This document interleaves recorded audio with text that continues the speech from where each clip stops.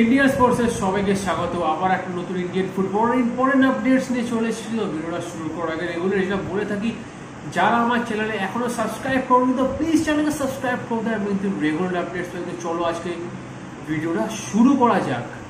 তো একদিকে যেমন 6 জুন ওয়ার্ল্ড কাপ কোয়ালিফায়ার কিন্তু গুরুত্বপূর্ণ ম্যাচ রয়েছে, যেখানে কিন্তু ইন্ডিয়া ফেস করতে চলেছে কুয়েটের সাথে। সেটা কিন্তু হতে চলেছে সল্টলেক স্টেডিয়ামে। আর এমনিতে আমরা দেখেছি অলরেডি কিন্তু দুটো লটের টিকিট শেষ হয়ে গেছে, তো এখনও কিন্তু সমর্থকরা আশা করছে হয়তো আর একটা লটের টিকিট ছাড়তে পারে। তো দেখা যায় একটা টিকিট ছাড়া নাকি।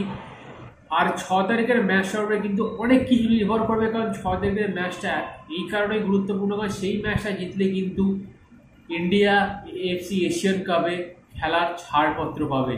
আর এমনিতেও কিন্তু টিম ইন্ডিয়া অনেক দিন ধরে ভুবনেশ্বরে প্র্যাকটিস করছে, তো আগে থেকে প্রস্তুতি অলরেডি কিন্তু ইগোস্টিম্যাকের ছেলেরা নিয়ে নিয়েছে। তো এখন দেখার বিষয় হলো ম্যাচের দিন তারা কেমন পারফরমেন্স করে। তো অন্যদিকে ইগোস্টিম্যাক তিনি কিন্তু জোর দিচ্ছেন সিচুয়েশন আর পজিশনিং প্র্যাকটিসের দিকে, কারণ আমরা দেখেছি জেতা ম্যাচগুলো কিন্তু ইন্ডিয়া লাস্টে গিয়ে কোথাও ম্যাচ হয়তো ড্র করে ফেলে বা হয়তো হেরে যায়। তো এটা কিন্তু ইগোস্টিম্যাককে মাথায় রাখতে হবে, কারণ এটা জিতলে কিন্তু হয়তো টিম ইন্ডিয়া থার্ড রাউন্ডে কোয়ালিফাই করবে।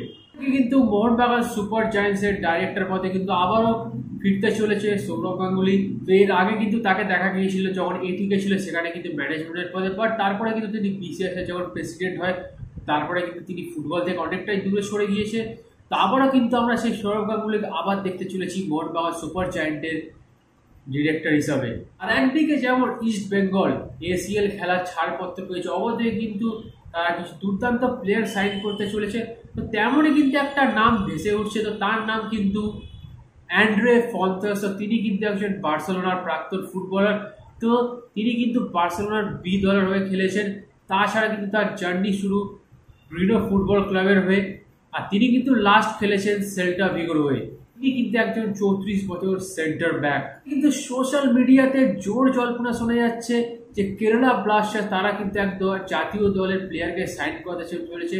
তো তিনি কিন্তু একজন সুইডেনের জাতীয় দলের প্লেয়ার, তো তার নাম কিন্তু ম্যাগনাস এরিকসন, আর তার বয়স কিন্তু 34 বছর। তো সুইডেন ছাড়া কিন্তু বেলজিয়াম আর ডেনমার্কের ক্লাবের খেলারও অভিজ্ঞতা রয়েছে। দেখা যাক এই প্লেয়ারটাকে কেরালা ব্লাস্টার্স সাইন করে কিনা। তো এবার কিন্তু তোমার সাথে শেয়ার করবো টিম ট্রান্সফার মার্কেটের ইম্পর্টেন্ট আপডেট। তো প্রথমেই থাকছে কিন্তু মুম্বাই সিটি এফসি, তারা কিন্তু আরও 1 বছর কন্ট্রাক্ট বাড়িয়ে দিল 30 সাথে।